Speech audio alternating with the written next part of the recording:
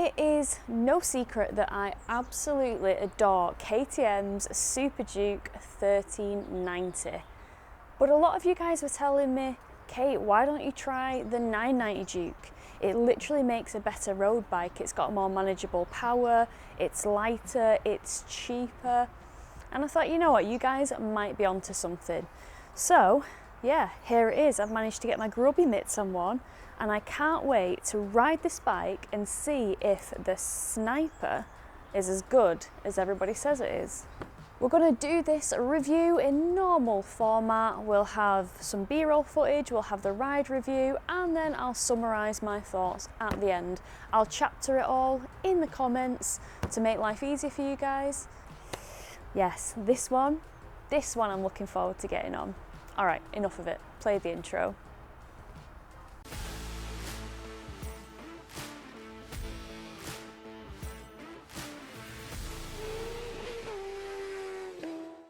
Lucky for you guys, I am a chief yapper, and in this video I cover a lot of information about the hardware and the software on this bike. However, I thought I'd be doing the bike a little bit of a disservice if I didn't give you guys some close-ups of it. At the heart of this bike we have a parallel twin producing 123 brake horsepower and 103 Newton meters of torque. The bike isn't restrictable. If you want a restrictable Duke, you're going to have to look in the direction of the 790, where there is an A2 option. Some key stats about this bike: we have a seat height of 825mm, the weight of this is 179 kilograms without fuel, and the tank capacity is 14.8 litres. Technology on this bike includes a 5-inch TFT display, a plethora of rider modes, a USB-C charging port, and lovely LED lights all round. Alright, let's get on with the ride. Oh yes. Okay. Okay, I am back. Oh yes. Feels so good to be back. Let me tell you. I'm back on something so freaking sexy. KTM's 990 Duke. My channel's gonna get a little bit confusing, and the reason for that is because Mike has been filming and standing in place of me on my vlogs because I haven't been able to ride. I've been afflicted with a bit of a neurological issue. I say neurological, it's more ear, but basically my whole world's spinning. Or my whole world was spinning. It's not anymore, hence why I'm riding a bike. So yeah, don't fret, don't think I'm riding and I still feel drunk, because I don't. I am better. But like I was saying, Mike's filmed a lot of content for me, and it's all going to be going out in different stages. So I will announce on the video that I've got labyrinthitis if Mike's filming for me, just so you guys know. But don't try and get hung up on the timelines, because you'll bamboozle yourself, because there'll be stuff coming out where I'm riding, then the next week there'll be stuff coming out where, oh, Kate's got labyrinthitis, when I'm actually fine now. But things never get posted in a chronological order, like ever.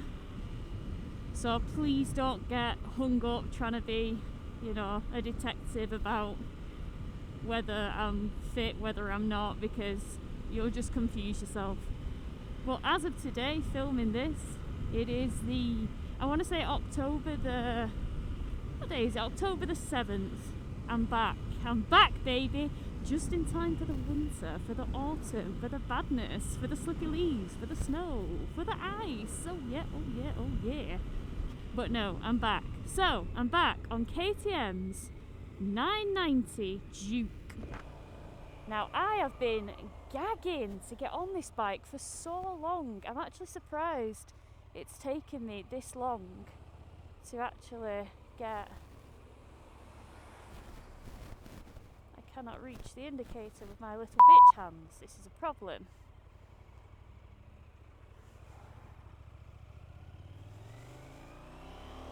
Oh, I managed it. Go me. Now, I've been trying to get on this bike for ages, and it's actually wild that it's taken me this long to get on it. So I do apologise, because this is one of the bikes that is right up my street.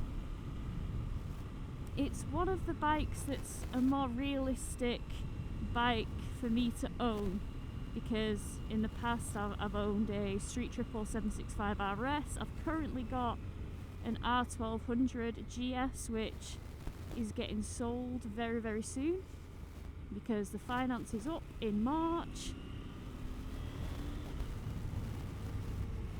Oh yes, oh yes. Oh, that parallel twin.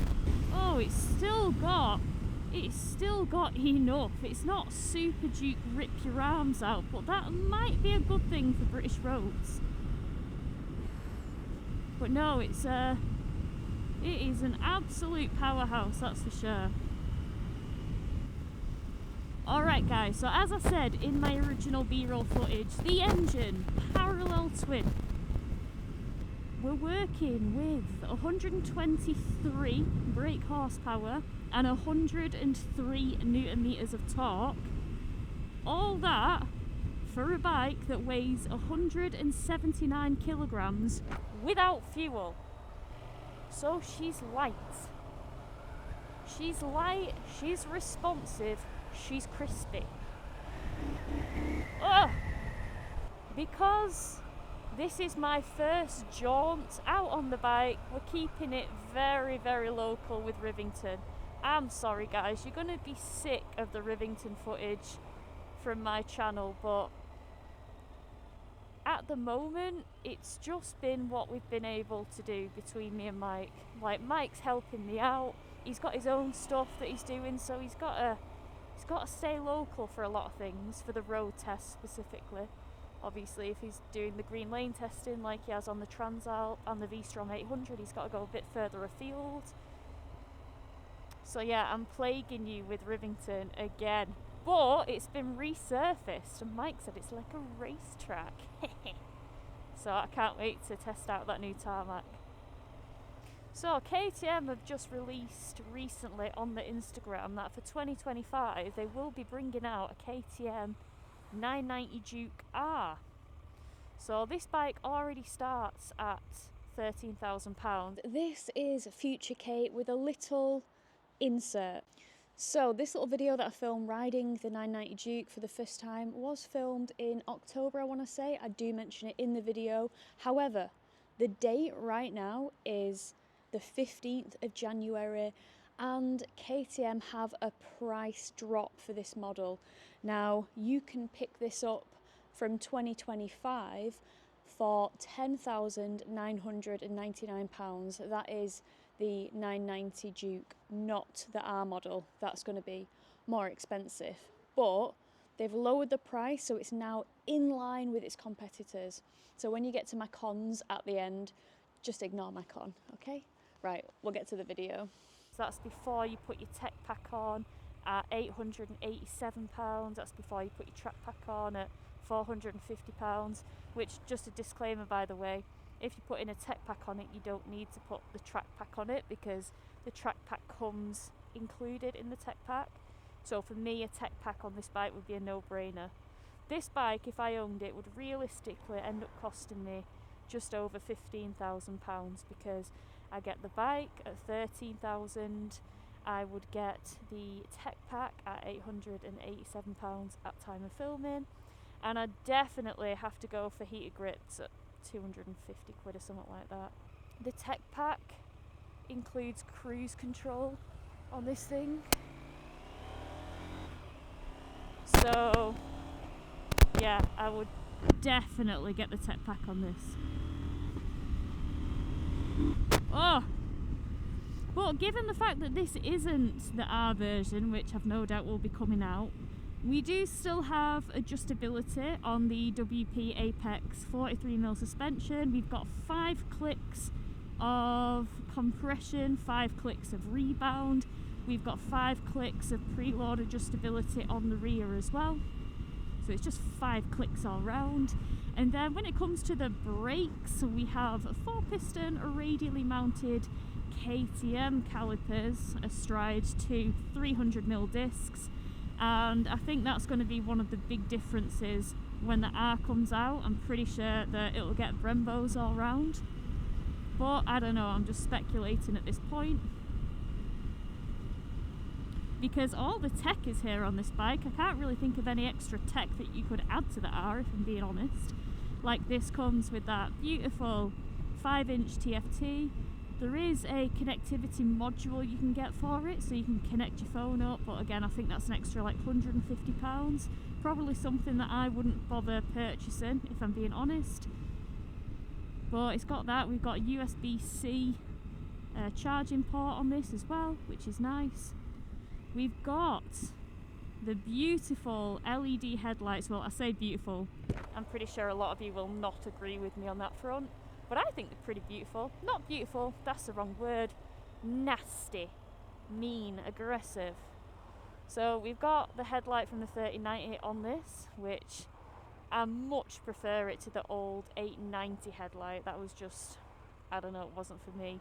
It made it look quite slimlined and not very beefy, and I like the beefy look of this.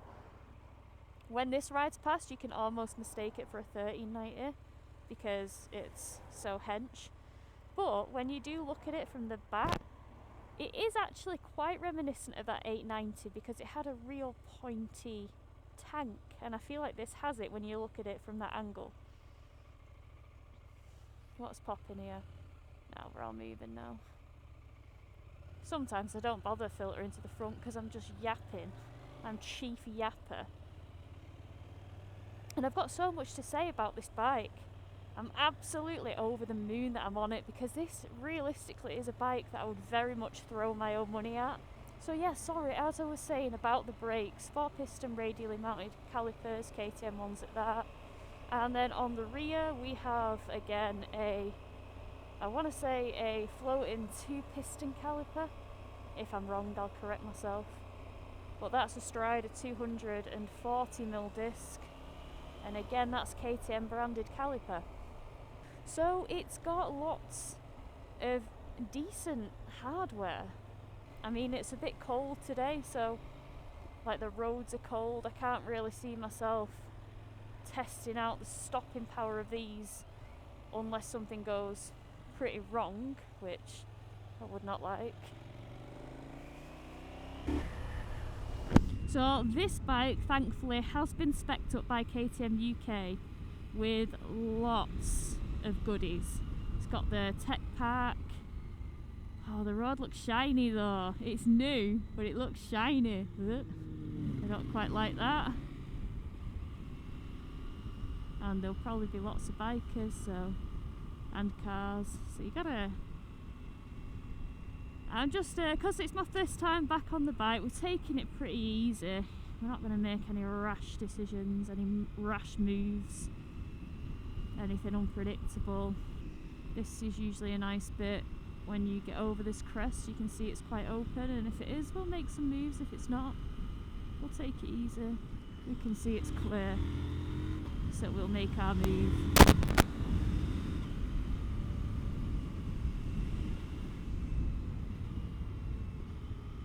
The quick shifter and auto blipper is quite jerky, herky-jerky I'd say. I wouldn't say it's as refined as the 1390s quick shifter and blipper, for sure. But like I say, we're just taking it easy because I think the tyres are quite new on this thing. The road's looking shiny. Last thing I want to do is be like, oh hi KTM, here is your bike in bits. So we'll just have a little leisurely bimble, especially while the roads are looking like this. Hopefully the camera picks them up. It's not looking the most confidence inspiring. Oh! Wow, that view is insane. That view is insane. Oh, look at this. We've got a nice load of water to go through. Yeehaw! Oh, gotta love Rivi at this time of day. Gotta love it. I love it so much. It's just freaking exceptional. It's just stunning. Oh, gorgeous. So it's got plenty of poke, and I mean I was in 5th gear then and just whacked it on, and it wasn't shy of giving me torque, giving me power.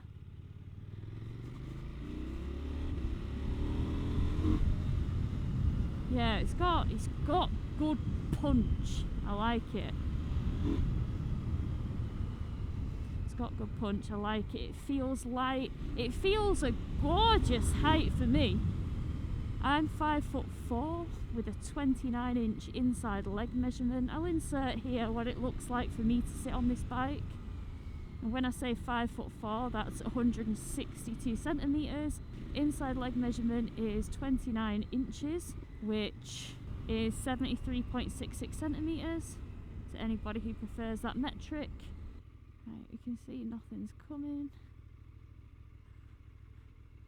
So we'll wait till this red car goes. We'll be overtaking it soon enough, but I'd rather it just goes. Let's just go. Let's just go. So we're just spinning it round so we can go back over river. Oh yeah, roads are a little bit slippy today. Interesting. Oh! Wah! The grunt! I'm hugging it because quite wide vehicles come down here. So even though it's not the appropriate position, it was for me.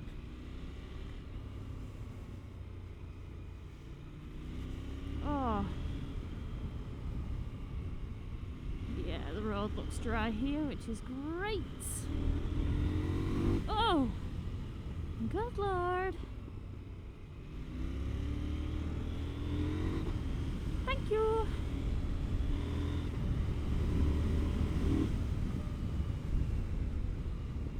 Okay, so going down the box then. That was quite nice. Can't complain at that, to be fair. Can't complain.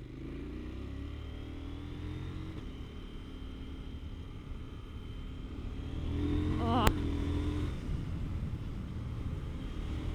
Yeah, they're so point and shoot. They really are. Very point and shoot.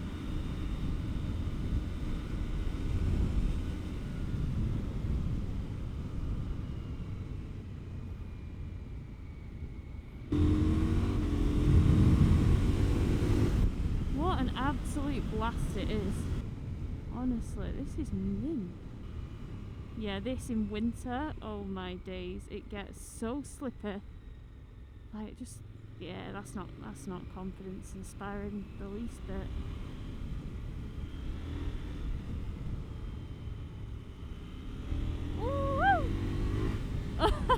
Oopsies! It is a ridiculously light motorcycle with a lot of punch, a lot of grunt. Oh, I just love it. I just love it! You best believe I'll be trying to get my hands on the R version in 2025. So yeah, fun to spank around. Gutted it's not the height of summer, the peak of summer, and the roads are blisteringly warm and the rubber be sticky, like sticky toffee pudding. So what do you get with the track pack, you ask, for £447 at the time of filming? Well, you get some pretty cool things like a track mode, you get a performance mode, you get launch control, you get a lap timer, you get this new telemetry feature where it can tell you all about your lean angles and stuff like that, because of course this has a 6-axis IMU. You get a motor slip regulation, you get 9 levels of traction control. The bike has road ABS and supermoto ABS, which just means it'll let you slide that rear if you're that way inclined. And then with the tech pack, which is £887, you get the track pack, so you get everything I've just mentioned included. You get a quick shifter and auto blipper included, which is usually on its own, I think something like maybe £450. You get cruise control included in that. You get the adaptive brake lights included in that. Actually guys, just thinking about it, I got it the wrong way round. You get the motor slip regulation in the tech pack, not the track pack. Instead, in the track pack, you get to be able to control your wheelies by 5 different levels, I believe, and then completely off. You get lots of levels anyway, which you don't get if you don't have the track pack. Well guys, back to Kate in the studio, aka my driveway. Well, I really enjoyed KTM's 890R before this thing even existed, so I think it was kind of natural progression that I was really going to enjoy the 990 Duke. It's as every bit good as the 890R was to me. However, I much prefer this chassis. I found that 890R could feel a little bit flighty, and I just don't feel it as intensely with this bike, with the chassis designed how it is. I also love the stylistic changes on this bike as well to kind of mirror that 1390 front end with that love or hate headlight, which I love because I just think it looks so unusual, and that's kind of nice to not have everything look like a carbon copy of everything else on the market, so I appreciate that. But just the way it handles, it really is, as the name suggests, a sniper, like pinpoint accuracy. When it comes to steering, turning, handling, agility, it is very, very quick to turn, quick to move direction, and it's just everything that you would expect from a hooligan bike, a fun bike, and just a bike that is going to make you smile. It's kind of difficult for me to say things that I didn't really gel with on this bike because, truth be told, I kind of gelled with it all. I liked it all. I like how it rides, I like its riding position, I like its seat height. I have absolutely no gripes with the simplicity of the switchgear. I like the fact that it's backlit. I like the fact that this has come with a tech pack, so we have cruise control on this. We have the quick shifter and the auto blipper. And yeah, I really, really enjoyed riding the 990 Duke. Would I prefer this over the 1390 Super Duke? Well, if I'm being truthful, this is probably more in my price bracket. And to be honest, that is a bit of a gripe of this bike. I said I couldn't really fault it. I can kind of fault the price because I guess when you think about it, this bike isn't even the R model, so this doesn't have the Brembo calipers and stuff like that that was on the 890R, but it comes with a much higher price than what the 890R was for the 990 kind of base model, because we all know an R's coming, right? It's literally natural progression. And I guess compared to a lot of its competitors, it is more on the expensive side of things, but I do feel like in my heart I am a little bit team orange, so yeah, aside from the price, is it a bike that I would own? Yes, definitely. Would I prefer it over the Super Duke 1390? Controversial maybe, but the answer is no, because if it boils down to one thing, there is nothing like the torque and the road presence of the 1390 Super Duke. Although this, give it a good run for its money, that's for sure, and I certainly like how it looks. But yeah, overall, cracking bike, really enjoyed it, and yeah, I'll see you guys on the next vlog.